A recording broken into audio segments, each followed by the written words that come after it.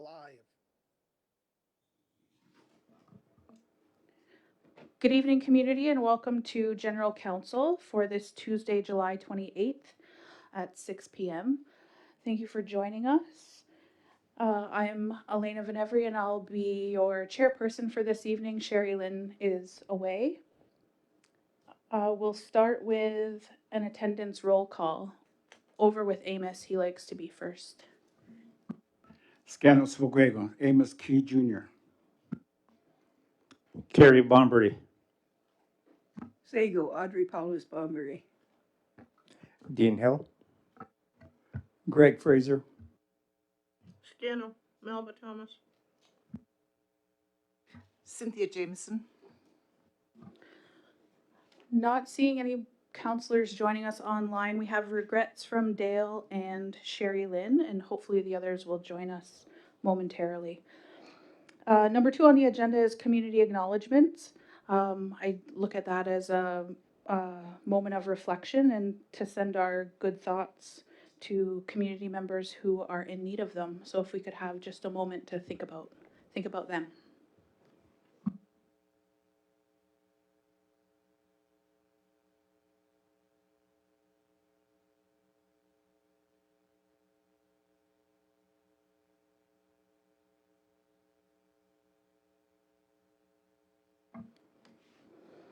Thank you all. Number 3 is adoption of the agenda. I have one item to add, and that's a Hydro 1 issue. Anyone else? Deb. We'd like to defer item 8.1. Just defer it to another meeting. It's incomplete at present.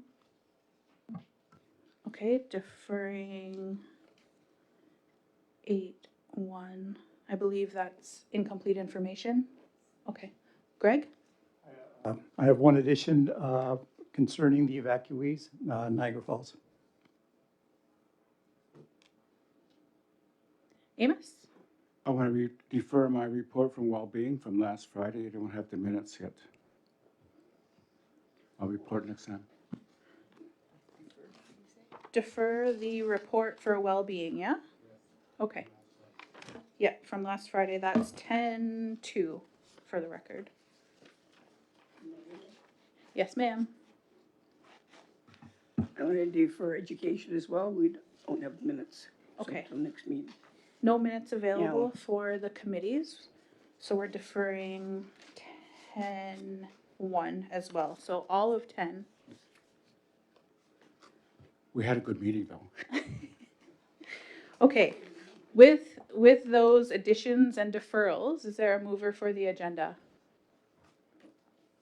Audrey and Amos. Go ahead, Cynthia. Yeah, I just wanted to note that I'm in conflict with item 5. That's 5-1. Yeah. Okay, conflict noted for Cynthia for 5-1. Audrey and Amos have moved the agenda with those notes, and all in favor. Any opposed? Seeing none, that's carried.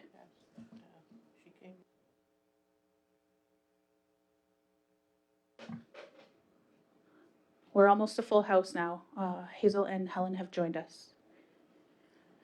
We can get into number 4, which is adoption of the General Council minutes for July 14th. What do you know? I was the chair of that meeting as well. This is becoming a habit.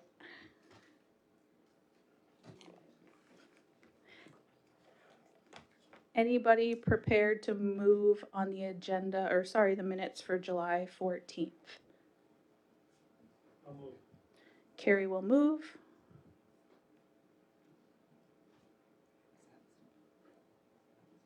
Yeah.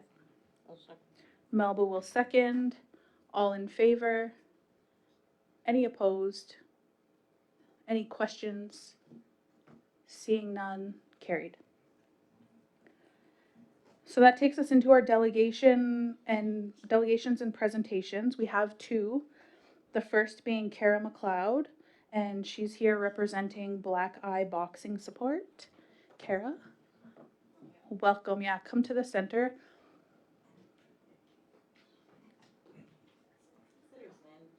whatever you prefer. Just getting close to the microphone so community can hear. And you hit it once, it'll turn red, and that's your microphone on the bottom. Yeah, perfect. It's red, is that? Red is good. Okay. Yeah. Welcome.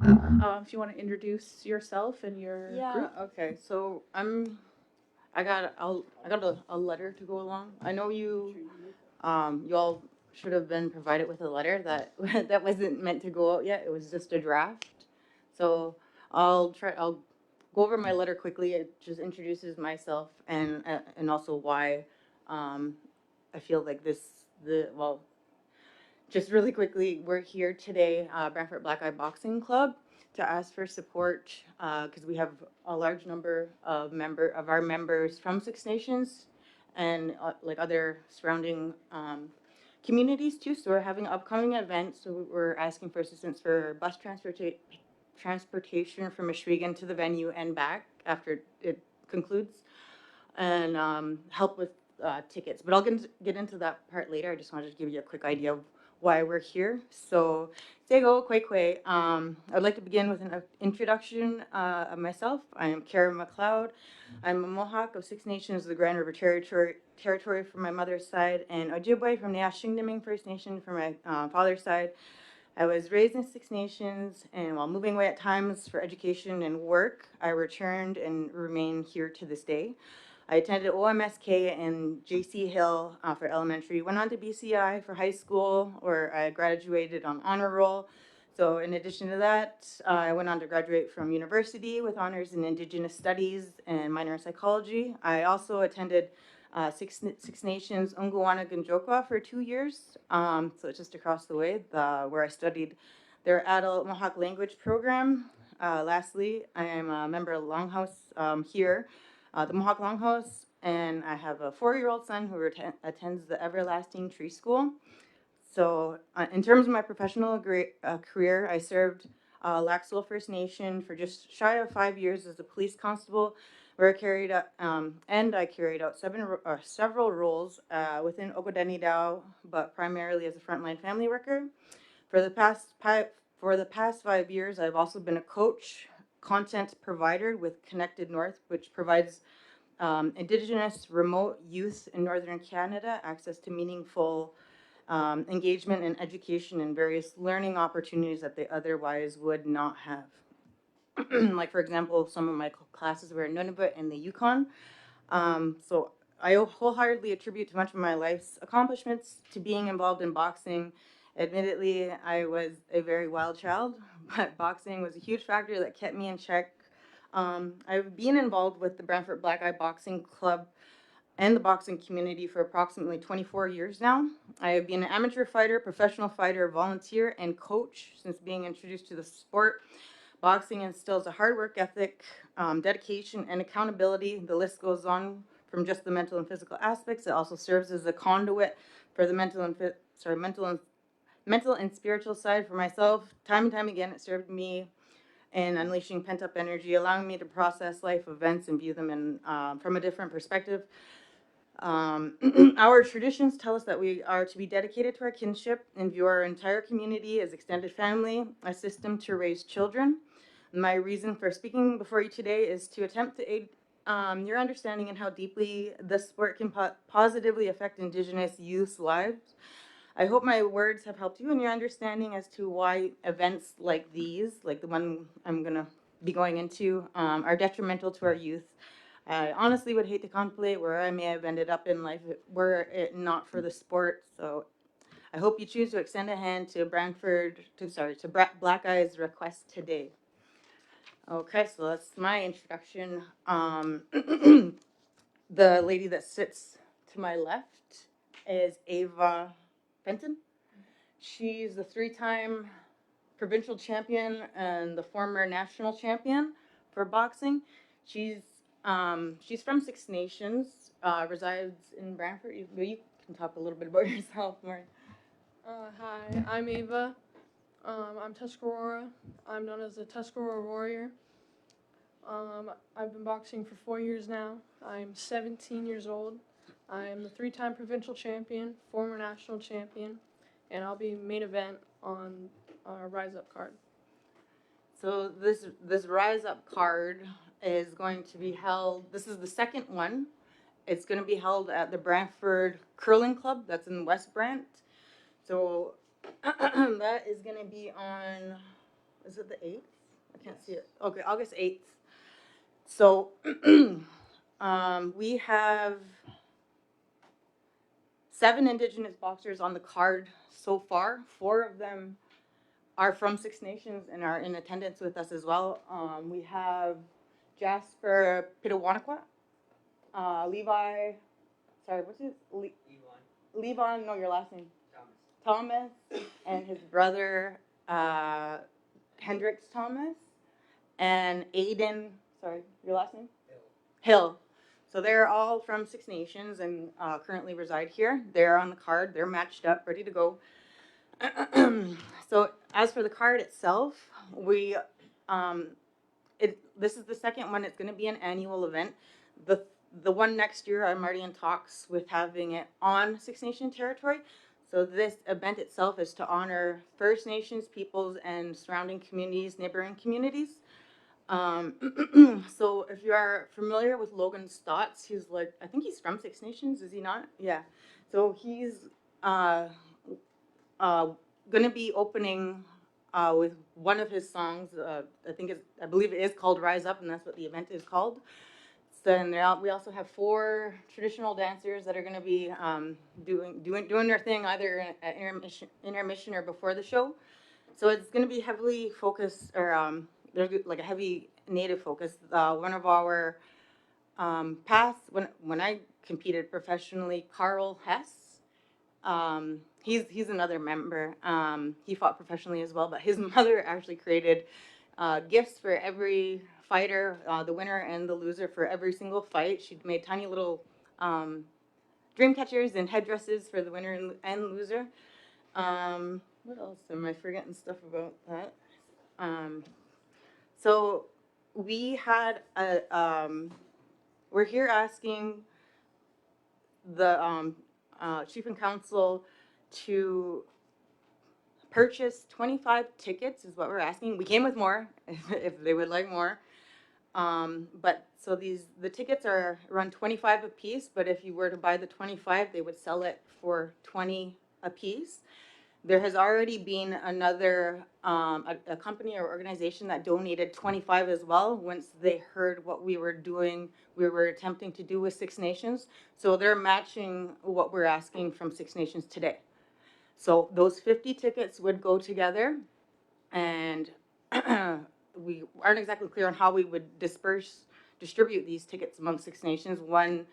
I know one idea was just to get designate somewhere local, just kind of first come first serve to pick up tickets, maybe advertise it on the radio, social media, etc. But limit how many per person that can pick it up and not take advantage. So that's that part. And another one was the second part of that. Sorry, was transportation. Since we have so many from that are on the card from here that are going to be having family members and friends wanting to go, and also just the others that are interested in attending the events. That's why we're asking for a bus, because there's going to be a lot coming from the reserve. We got a quote today. When we called back to get it emailed, they had closed for the day, but we got a verbal quote for the day of the event, pick up and drop off. Sorry, pick up in Ishwegan at Village Plaza, drop off at the curling club, and brought back after, drop back off at the plaza. That's $2,000. I know Chief and Council doesn't have their own bus, but I don't know if there's some program within the community that has access to a bus that would be a cheaper solution to that.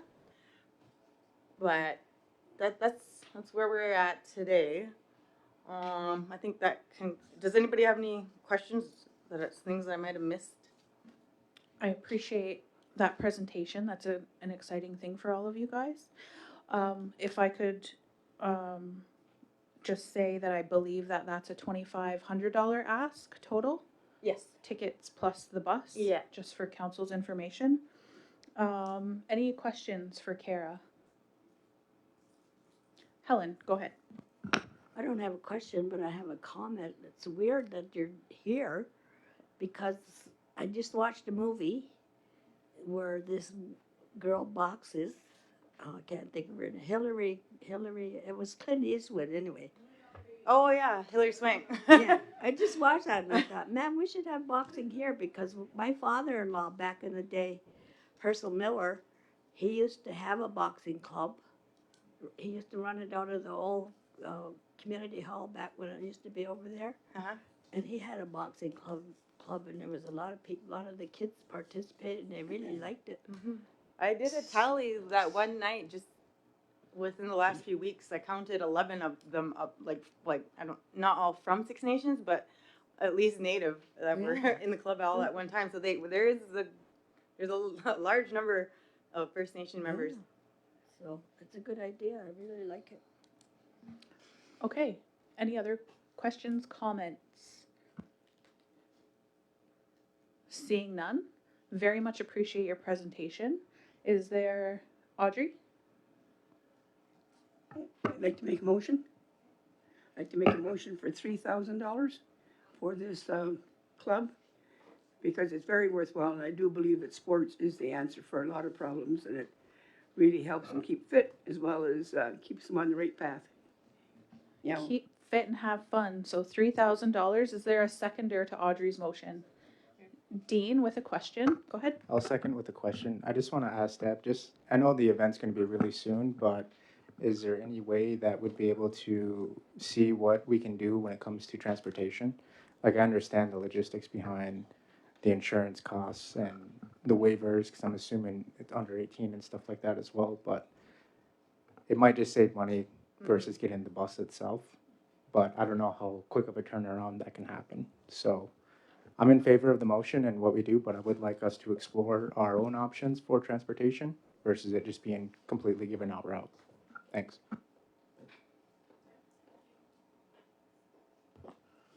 So I was thinking, Kara, when you were talking about how to disperse, I mean, we do have our Child and Youth Services through the Department of Wellbeing that has various groups for youth. I think with the focus on our youth and trying to get them engaged and looking at, the delegation that you brought in, I think they're an inspiration to with what they're doing to our community. So I can propose that to our director of well-being and see what type of service could help with the distribution. And also in terms of busing, we do have program vehicles, and again, it would be a matter of the departments pulling together those resources to be able to do the transportation. Yeah. Yeah. Great. Okay. To summarize, Audrey's moved for $3,000. Dean has seconded, and Min will take care of some logistics and finding out if we have some services. I appreciate the 3,000. That's something in the future. Should you apply for this? I know this is last minute. The donation fund would provide up to $3,000 for an organization. Okay. Okay, Deb, go ahead. Just to clarify then, for the purchase of the tickets, is that going to be inclusive?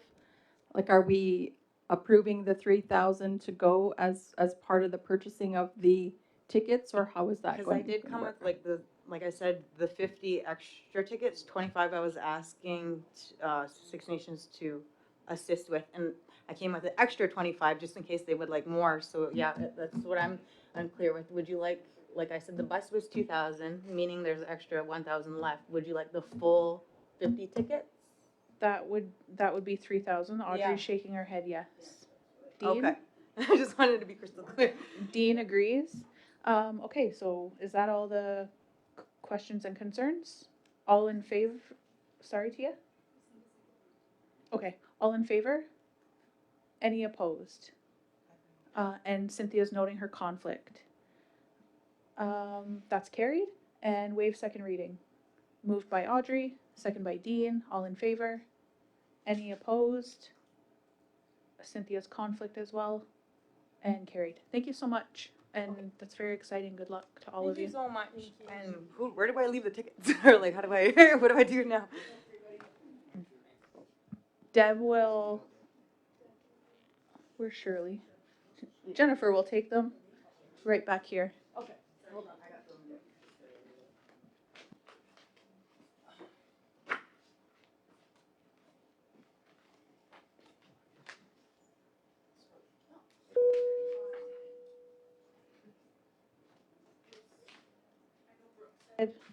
Sorry.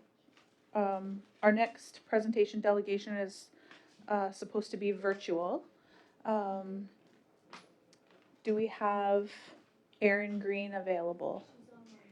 Online, okay. Erin, can you hear me? Yes, I can. Perfect, thank you. I'm Elena Van Every. I'm a counselor here and chairing this general council meeting. We're welcoming you, unfortunately not in person. I hear you're stuck in traffic.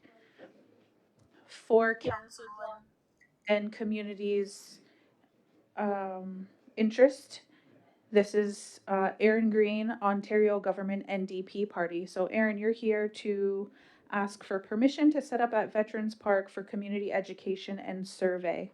So would you like to explain and elaborate for us? Yeah, of course. No problem. Good evening, and thank you so much for the opportunity to speak tonight. As is both said before, my name's Erin, and I'm here on behalf of the Ontario New Democrats Party as in the summer intern. I'd like to formally request council's permission to set up an outreach table at Veterans Park on Wednesday, August 12th from 12 to 5 p.m. Our aim is simple. We want to connect with local residents, answer any questions they may have about the Ontario NDP, and gather feedback through community surveys and petitions regarding Indigenous issues that are going on provincially currently. Our team will ensure the space is left clean and that we are respectful of other park members. And we plan to have an MPP member come down who is Indigenous himself to explain how the Ontario NDP is for Indigenous people in Ontario. And we will comply with any requirements or guidelines. And I speak as a member of Six Nations myself. And I just want us to be transparent about our plans and answer any questions and to seek your approval before moving forward. Thank you. Could you just give me that date one more time? You said 12 to 5 p.m. What was the date? Oh, August 12th. August 12th. That is a Wednesday. Okay, questions, comments from council?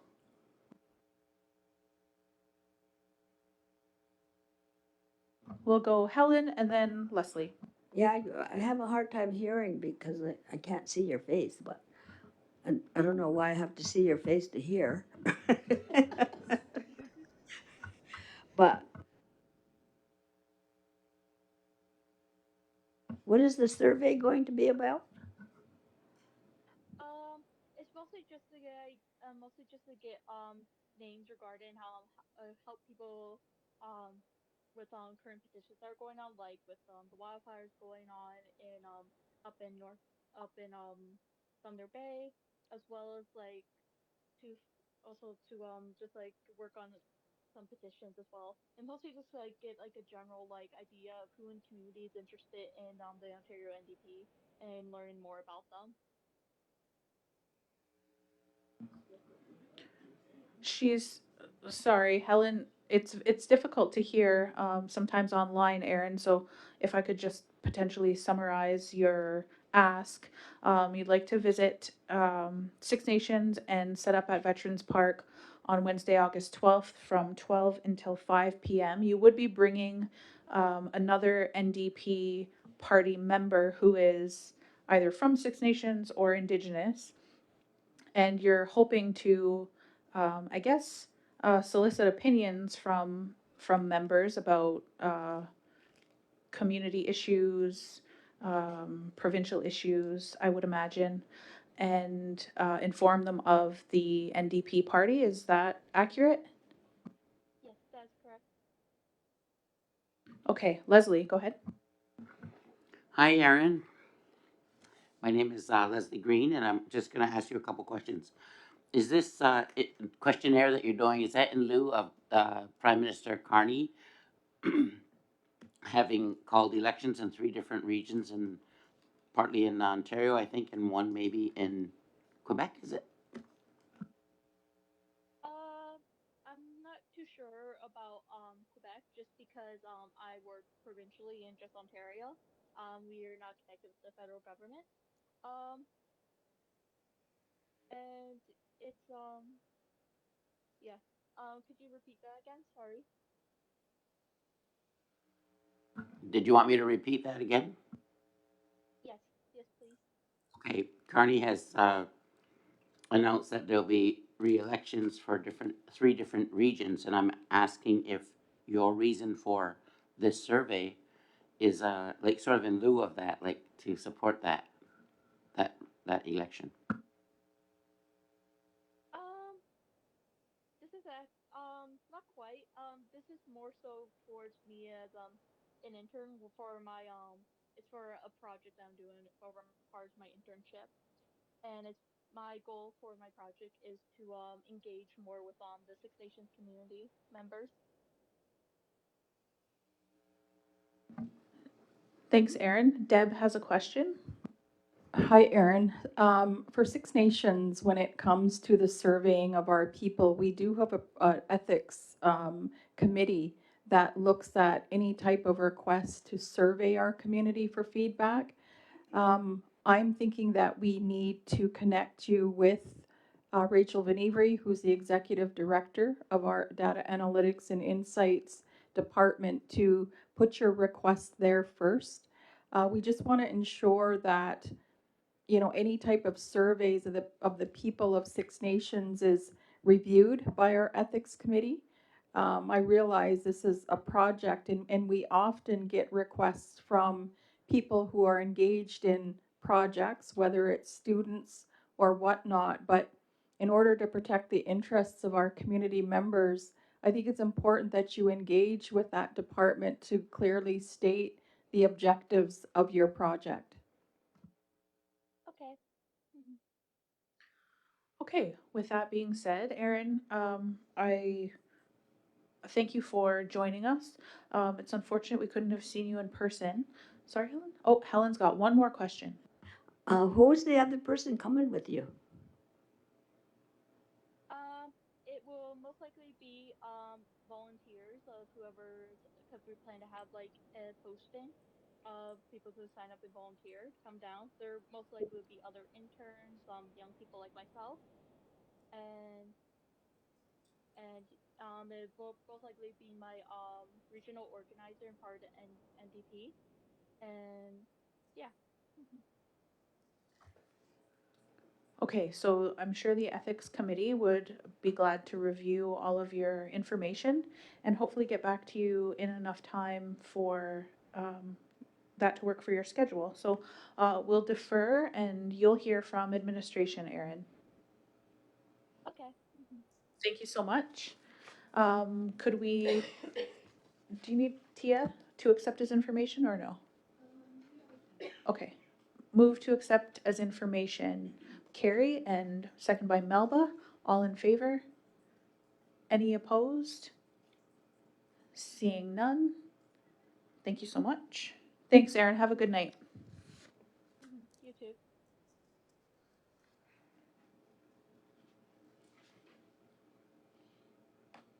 Tia.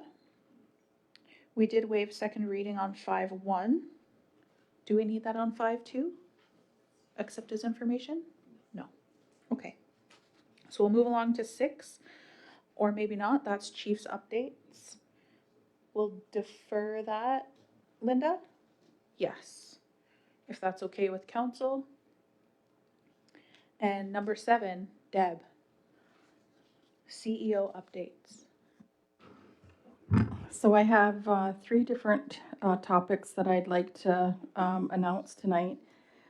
One is Iroquois Lodge. I know that there's a lot of questions about when our residents will be moving from the Delhi site to the Brantford Foxridge site. So there are a few outstanding reports that the Ministry of Long-Term Care is waiting for from the city of Brantford. So once those are received and reviewed, then the the move can begin. We were hoping they would be there by now. However, with the requirement for a review of these documents, it has put us behind a little bit. So I'm not prepared at this time to give you a date because those are the exchange of documents. Hopefully it's going to be very soon that will happen. Okay, so that's one.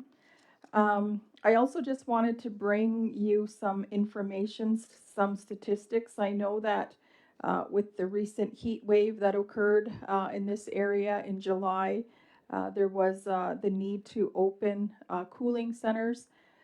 We often struggle with the immediacy of opening heating and cooling centers. And I wanted to make sure that we're tracking the usage of it, just so that we can ensure that, you know, we're opening and we're ending those according to the weather. And really bringing to your attention how many people are utilizing that service. So we did open them on July 2nd, 3rd, and 4th of 2026. There was a total of 26 people out of our population, on reserve population of 15,000 that did utilize that. On July 2nd, we had 15 people in attendance. July 3rd was 10, and July 4th was 1 person. For the following week, July 14th and 15th, we opened again. July 14th, we had 11 visitors, and on July 15th, we had 7 visitors. So there was a total of 18 during that time frame. So a total of 44 people within the community utilized those centers. So we are looking, you know, our weather patterns in our area have seemed to change, and we are getting extreme temperatures. So we are looking at a policy development on the opening and closing of both heating and cooling centers. And again, we will be tracking the data of the utilization of that. And my last item is just regarding the water. I know that there was an issue while I was away with our water where we had to actually caution the community. There was a boil water advisory that went out. I do want to commend the public works staff for their quick response to that. It was an actual water main break that was difficult to pinpoint because you had just experienced a tremendous amount of rain. So it was difficult to do that, but it was done. Also, when there's a water main break, you know, I know that there was a lot of, I guess, confusion. There was a lot of concern with the amount of time that it took for that to get back online. And I do have to stress that when there is any interruption in water service, we are required, so it's regulated, that we are testing the water to ensure the safeness for the people that are consuming it. That is not an overnight thing. When we do the water testing, it actually has to be sent to a lab, and there has to be more than one positive result that comes back authorizing us that it's safe to use. And we do that for the safety of our community. So while it took time, I just want it to be clear that it is going to take time because of the parameters around testing. And I'm happy to report that, you know, it did get back online. However, I just want people to be aware of the process because it is not an overnight testing. It is a requirement, again, to have those 2 good readings. So again, I just want to commend our COO as well as the Public Works team who responded to that incident. That's all I have, Nyawa. Thanks, Deb. I had a question about the cooling centers update. So you said that you were going to track the data. Is part of that data the reasons why people are visiting? Is it a hydro issue, like the hydro's out because of extreme weather? Or is it they don't have the forced air or air conditioner furnace at home working? Are you going to track that sort of data as well? So for this round, we were just tracking utilization, but definitely that is something that we can include, the reasons behind that. I know in the winter time when we opened up some of the warming centers, the information that I had received was the fact that, we do have some people in our community that are living in trailers. And so the ability to keep those places warm enough caused people to have to access the warming center. So we definitely can track reasons for their visits. Thank you. Leslie has a question and then Cynthia. Thanks for that report, CEO Deb. My question is about the Iroquois Lodge. I know if I was out in the community right now, I'd want to ask you a couple questions, and so I'll ask. How long have these sought after reports? How long has that been identified? It's been a few weeks now. So again, my understanding is it's the city of Brantford that is required to provide these. So they're reports on some of the systems within the Fox Ridge area. And one more question. Okay, in Delhi, we're paying for that building, right? Are we also paying rent now on this Brantford building as well at the same time? I don't believe we assume that yet until we actually move in. Thank you. Okay. Cynthia, go ahead. When you're doing the tracking, Deb, can you also take into consideration like the age range? Like are these mostly elderly or families with young children, whatever that might be? Because we'll be looking for a solution at the end, right? So I think those are important factors. Good suggestion. Helen, go ahead. Well, I kind of think maybe we should try and see if the chief can start doing a little bit letter writing and telling people we want our people in there. It's been getting prolonged and prolonged and prolonged. If it's not the ministry, it's Brantford. We need to start pushing hard and get our people get our people in that building. If it's holding up reports, they must not see it as important, or they would do their reports. I wouldn't have a concern if it was a mechanical thing or something, but these are reports that should have been out and gone wherever they're supposed to go. Our elderly shouldn't have to wait for Brantford to write reports. So I think we need to get the chief on this and get her talking to whomever she has to talk to and let them know we want our people in there. Go ahead, Deb. So it isn't the writing of reports, it's historical reports, but through the process of the ministry inspections, part of the reason they do that is to identify any deficiencies. So when there are deficiencies that are identified, they do have to be corrected.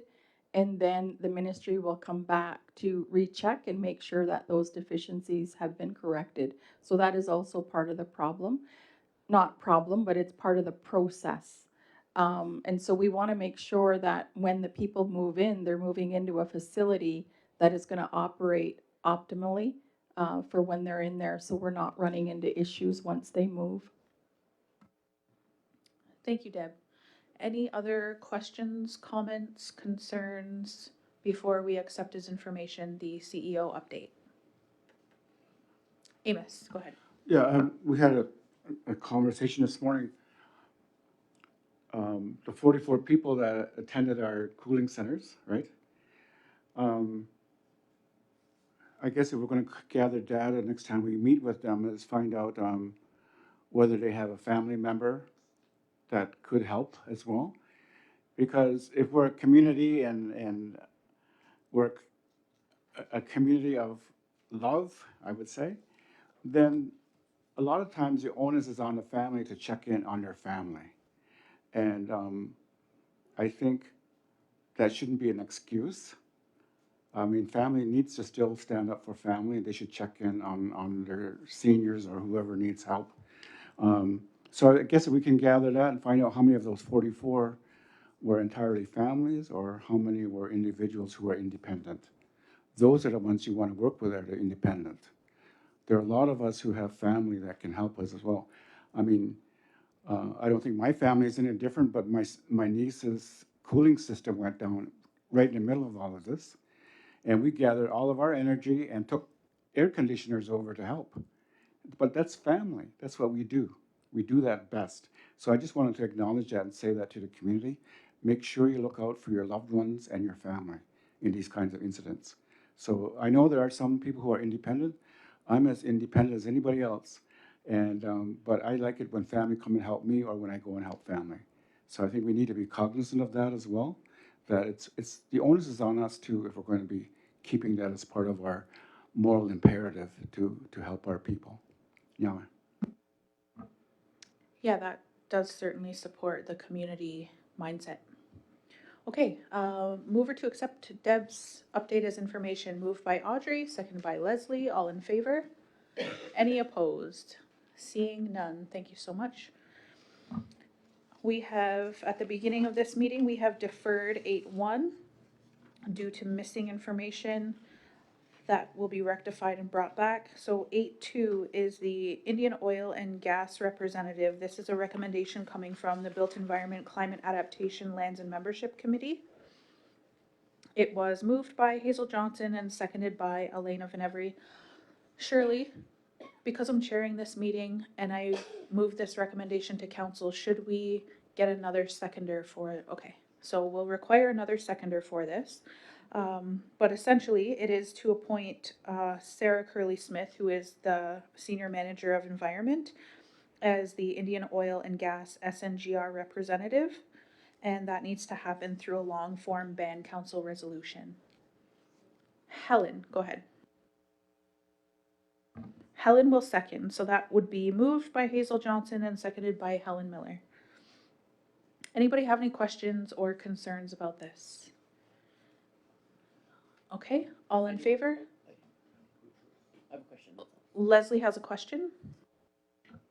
My question regarding, it's not about Sarah because I know Sarah's very talented and skilled at what she does. My question is, when she sits at that table, I guess she wouldn't be able to make any decisions for our council, right? It would be just garnering the information and bringing it back to our tables. Yes? Yes. Okay, all in favor? Any opposed? Seeing none, that's carried. We have a 8.3, which is community-led water access planning by Six Nations Polytech. Again, moved by Elena Venevri, so we'll need somebody else. Seconded by Hazel Johnson, that the Built Environment Climate Adaptation Lands and Membership Committee recommends to the Six Nations of the Grand River 59th Elected Council to support the community-led water access planning led by Six Nations Polytech. Whereas Six Nations Polytech, with funding support from the One Drop Foundation, is leading community-led water access planning, whereas this work supports community capacity building grounded in Haudenosaunee knowledge systems and aligns with the Six Nations Community Plan goals to restore our relationship with Mother Earth through stewardship of land and water and to adapt to climate change and reduce our impact.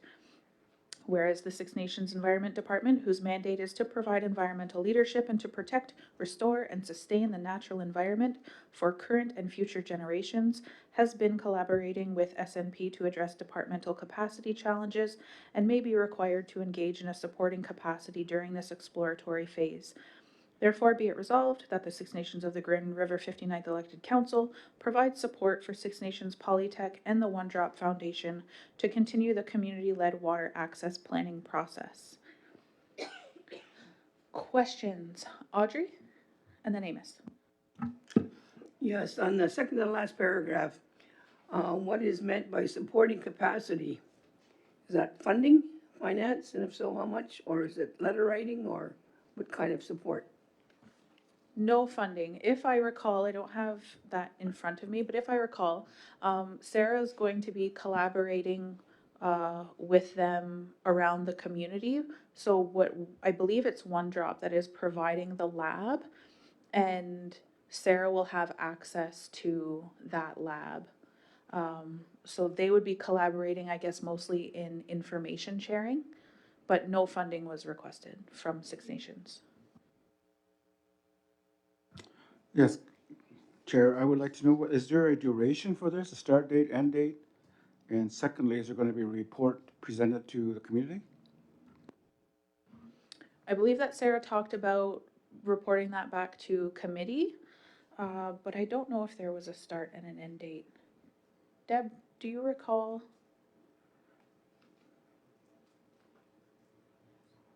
Let me see the backup documentation. Sorry. Sorry, Linda? No date in the BN.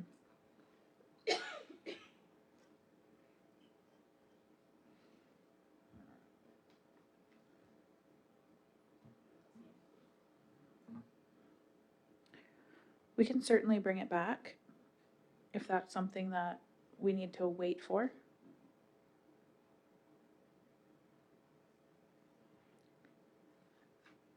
Is that, yes, go ahead, Amos.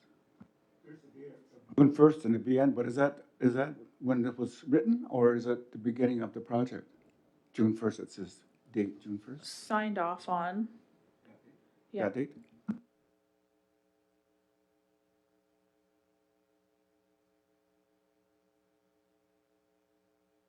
Go ahead, Leslie. I'm prepared to go with council, whatever they decide. I was just asking that question, whether it was a duration or Yeah. start date, end date, that's all. Yeah.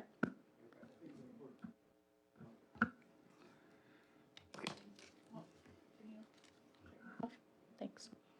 Amos thinks it's an important project. Yeah. Okay, thank you. Go ahead, Leslie. Okay, so my question is, I believe I asked it that day, I just don't have it in front of me. The data that's going to be collected from that, I wanted to know if it was going to be our data and had it gone through our analytics, and I imagine it has, but will it be stored with us? Sarah did mention that we would own our data from that project.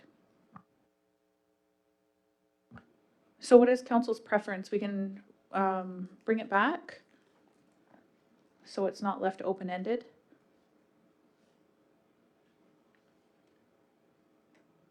I'm seeing one in agreement. Straw vote.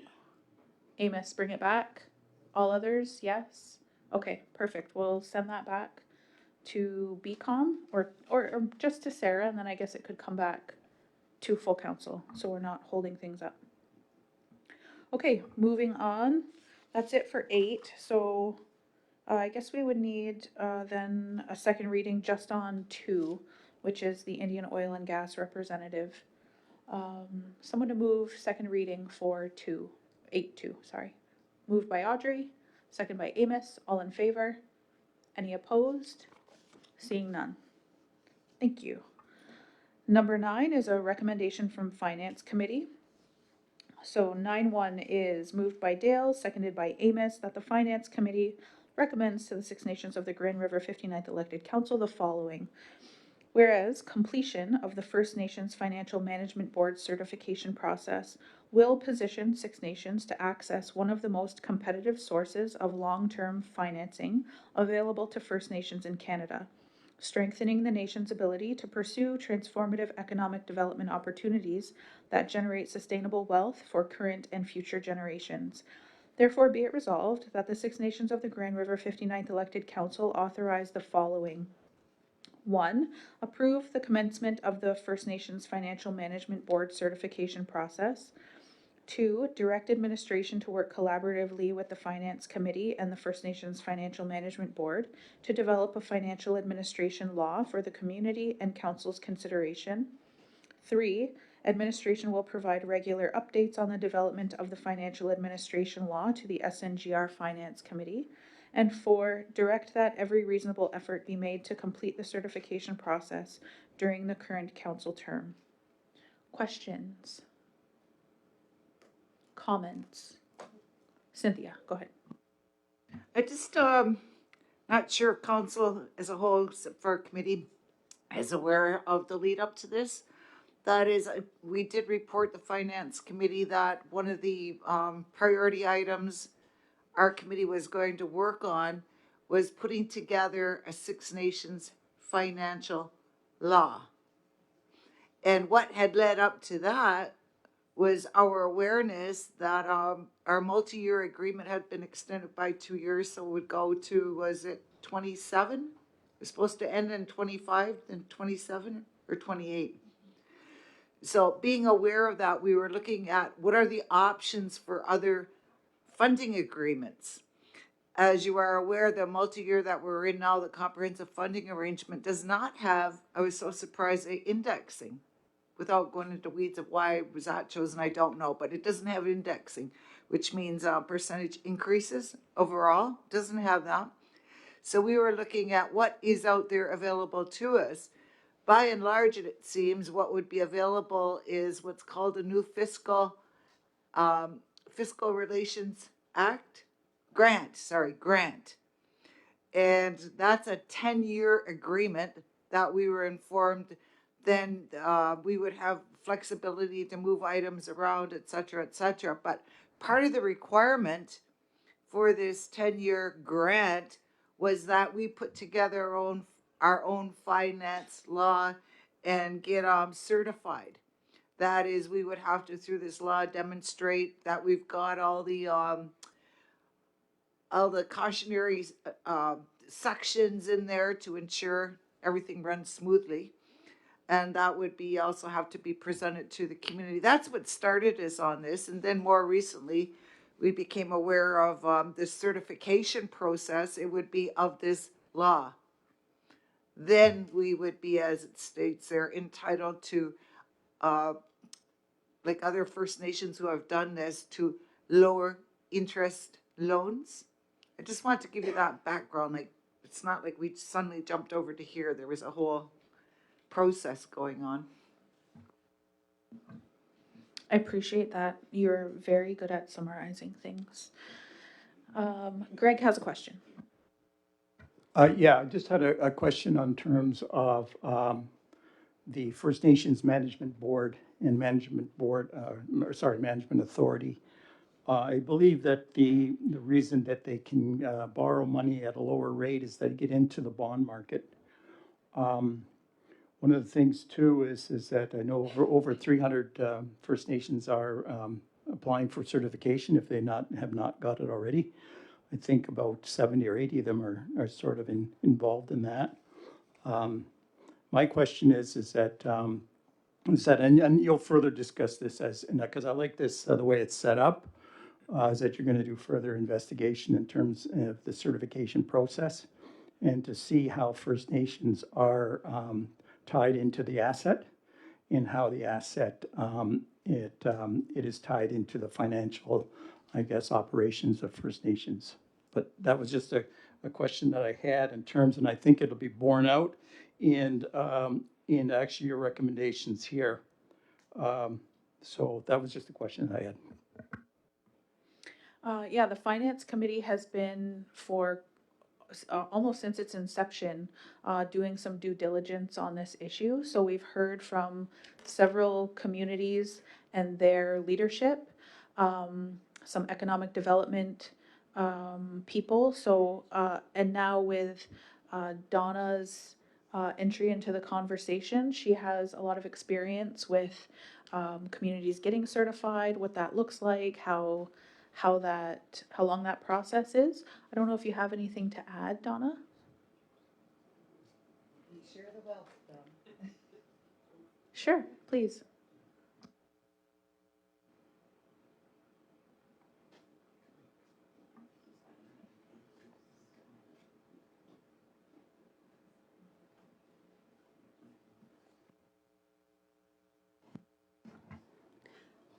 I've been involved in getting a certification for a First Nation, and I also worked at another First Nation that already was certified. And it does open up new opportunities for the First Nations, such as accessing the 10-year NFR grant, which does include an escalator. So there's adjustments for inflation each year, unlike the 5-year one that we're currently in. It also does allow access to the First Nations Finance Authority, and they operate under a pooled borrowing scheme where they issue debentures in the bond market. And it's been very successful, and many First Nations have benefited greatly from it and from the access to capital. Excellent. And a lot of that, I mean, the finance committee, I think as a whole is, and maybe this table, skeptical of things that the government tries to push on you, but we are, not that this has been pushed on us, but we have talked to communities that have been involved in the certification for upwards of 10 years. And I don't think that we have heard, as a committee at least, any negative feedback about their participation in it so far. That's not to say that this is written in stone, that this is what we're going to do, but we are going to do more diligence and continue down that path with the intention of getting there, I guess, unless we learn something else. Amos, go ahead. Yeah, I had the privilege of attending one of their conferences when the first year I was here, and I was really fascinated by that process. And I think that's probably why what I brought back to council is that to begin, we need to reestablish our finance committee, which we've done now. So this is another step towards that. And the other thing we should know is that if we don't go after the 10-year, it doesn't have to be about band council operations. You can get an authority for health and education. What we didn't ask is whether you could do them simultaneously, or does it have to be in a one big 10-year agreement? So I think we can look at that, because there are some First Nations that have approached it for just education, and some have done it with health authority. The health authority for Nan is, for instance, is one of them that we heard at the joint gathering, right? We are very cognizant of the government's, I guess, mandate to what we have called put all of this onto the First Nation, and for them to get away from their responsibility. And we're cognizant of that. And just for the table's information, we are asking those questions to communities that we do hear from. So, Leslie. Thanks, Donna. And I have a couple of questions. So, how much is that escalation, what percentage-wise? It's normally tied to inflation, so it varies year by year.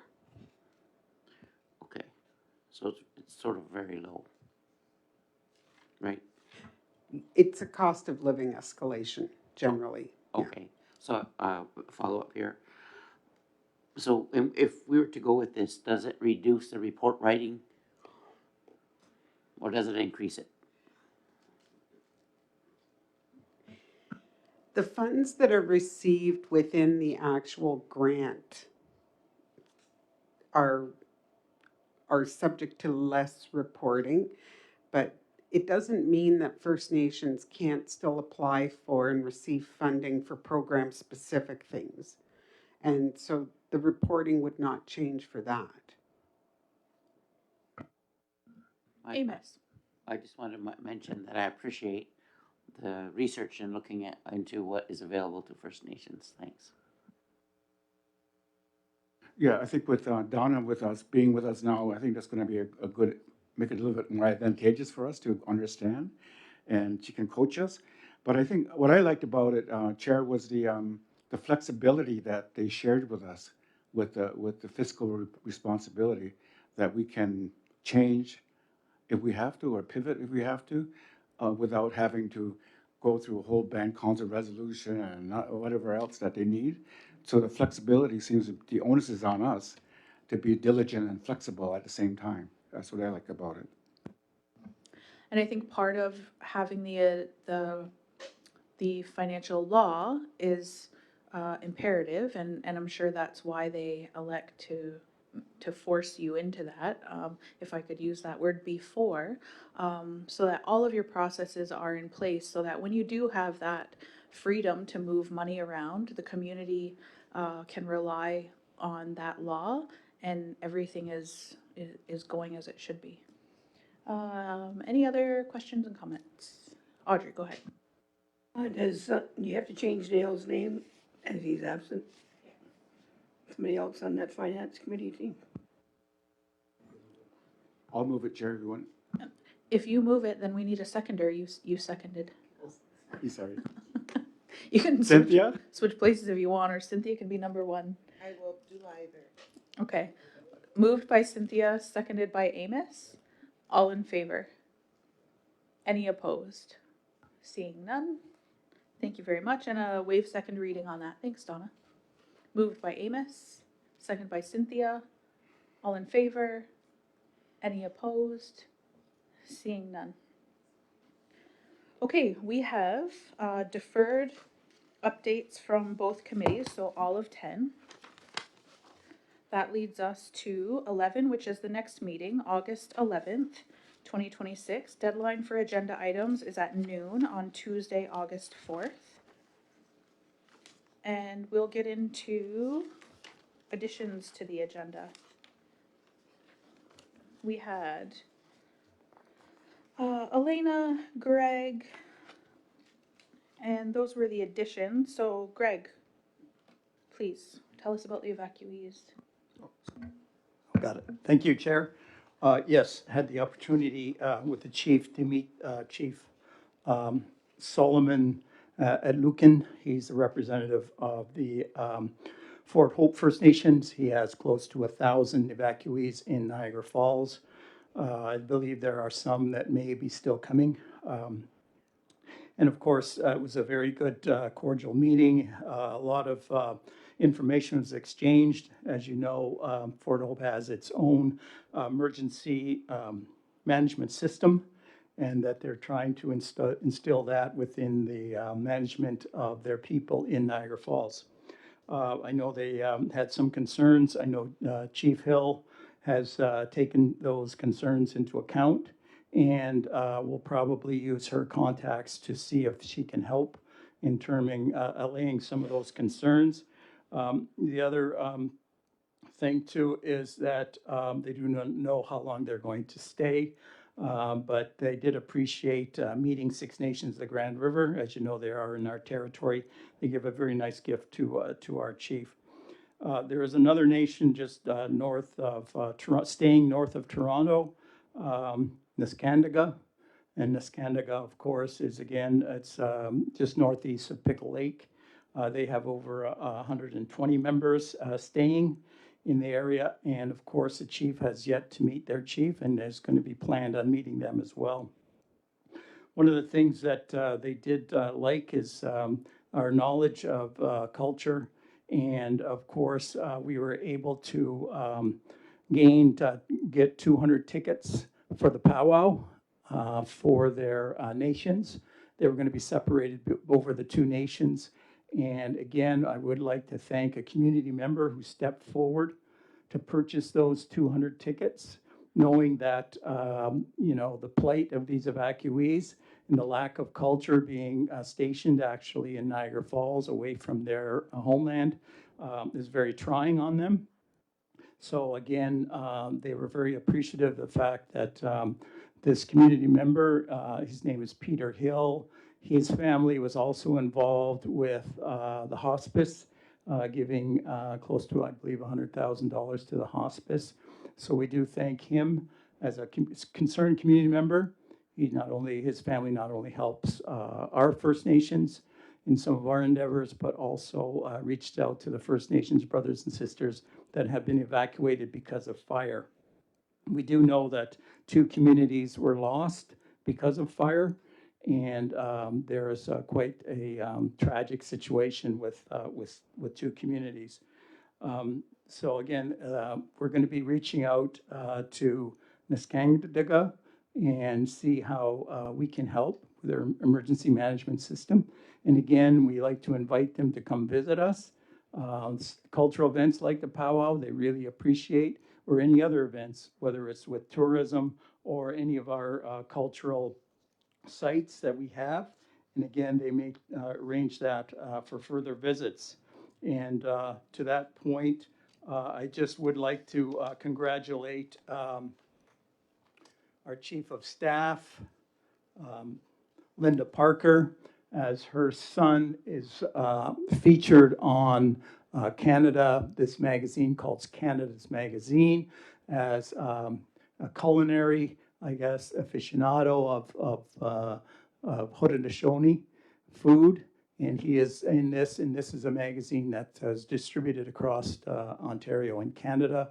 And it's actually highlights some Indigenous as well as other tourism and tourism sites, as well as achievements by our First Nations. So again, I'd like to congratulate Taylor Parker, Linda's son, for doing a great job with the culinary part of our culture. The other thing too on this magazine, if you flip it over, there is another article on Six Nations of the Grand River in all of the culinary and sorry, all of the cultural sites that we have to offer. And again, this is a periodical magazine that's distributed across Canada. As you know, we're trying to encourage people to come visit. So again, I'd like to congratulate tourism and also Taylor Parker.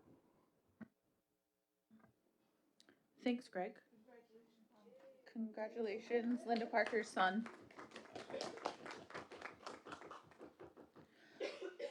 Okay, yeah,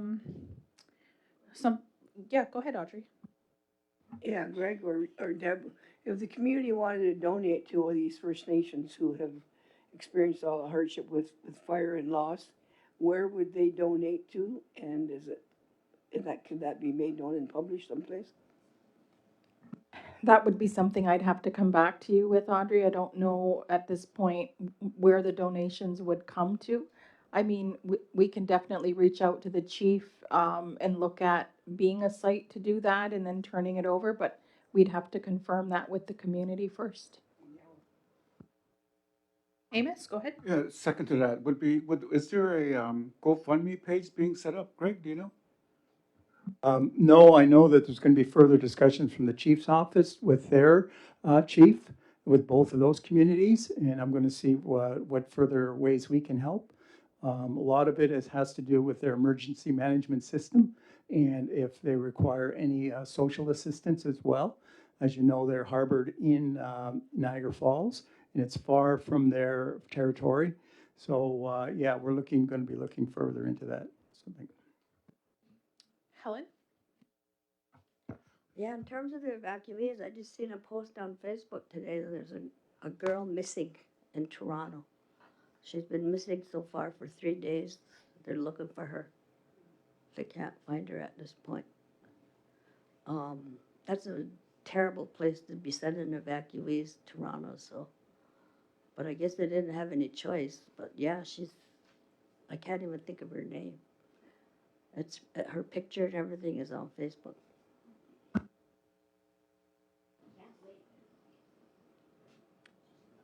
Okay. Any further comments or questions? Greg? Just further to Helen's comment, yeah, the emergency management system that's been instilled by Fort Hope is specific to their nation. And I knew that we need to support them in terms of how they manage their own people. Just for an example, working with representatives from their council, from their staff, Wanda and her brother Sid. I'm sorry, I don't know can't recall their last names. I have in my notes somewhere, but they are doing a great job in terms of monitoring their First Nations members in Niagara Falls. And they have a novel approach, and I think that could be a model for further evacuees coming into different things. We have not met with the chief of the First Nations that are now in Toronto, but I know the chief hopes to do that. One of the things too is that they designated their hotel, the hotel that they stay in, as a dry hotel. And they're very, very adamant about keeping it that way. And they found, and hopefully they will have less instances like which has happened in Toronto. Amos, go ahead. Yeah, just to let the council know that there's a very well organized youth group in Toronto as well called INCAB, ENAGB, INAC. I think that's how you say it.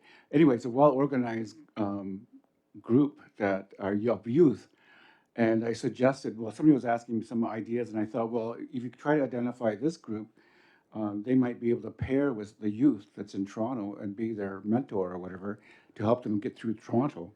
But so they're going to use that and try and get this group to work, the youth from Toronto, to work with the youth from these I guess these communities that have been decimated, so that they can try and be a big brother to them or big sister to them. So it's tough being in Toronto. So I think we can get that kind of momentum going with this youth group. It can serve us good in Ontario. There's also one in Thunder Bay as well. That's a great suggestion. Amos supports community again. Amos with all the community-minded commentary. Appreciate it. Was that it, Greg? It was just, I wanted to correct what I was saying earlier concerning Wanda. Her name is Adlukin Sugarhead, and her brother is Sid Adlukin Sugarhead. So I just want to make sure that was clear. Thank you. Okay, thank you. The only other addition was my addition. Council did speak about this. I know I informed Sherry Lynn that I thought that there could be a hydro issue post Honeywell's visit to the community when they updated all of the meters. So my post was personal on Facebook. I was trying to make sure that I wasn't going crazy, because every day my hydro would go out. I would come home and the clock would have to be reset. And how is this happening? So when I was at home during the day, it was going off for about 3 or 4 minutes, and then it would come back on. So I wanted, I guess, to know if this was a bigger issue. So I did make a post on Facebook, and I got some feedback. So just the context for this is Hydro One and Honeywell announced replacement of all residential and commercial meters, and they stated that the project was intended to strengthen the local system, reduce outages, and restore power more quickly. Community members have since reported recurring brief interruptions, some billing concerns, and possible equipment damage. So the Facebook post that I put on, I had at least 13 unique commenters, at least 14 households directly represented, approximately 16 known households. 4 to 5 interruptions in one day was the highest specific frequency reported. 3 of those commenters raised concerns that hydro bills had increased after the meters had been changed. 1 was a direct equipment damage report, so identified a broken Xbox.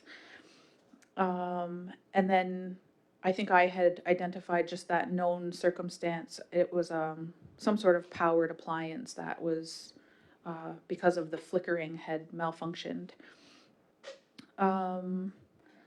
So several respondents said outages began or became more frequent after the meter replacement. One respondent said they had no outages for roughly 10 years before the planned outage and meter change. One respondent noted outages existed before the replacements and raised concerns about aging poles and broader infrastructure. So this isn't a wide sample, but I think it does require some follow-up from community. So Hydro One did come through Six Nations elected council to market this to community. And so I wonder if based on this, we could ask for a formal written response and potentially an investigation from Hydro One, and that would include them preserving and reviewing their meter and system logs. I think that we would like, as community members affected, a clear pathway for complaints and a process for billing and property damage claims if the investigation warrants one.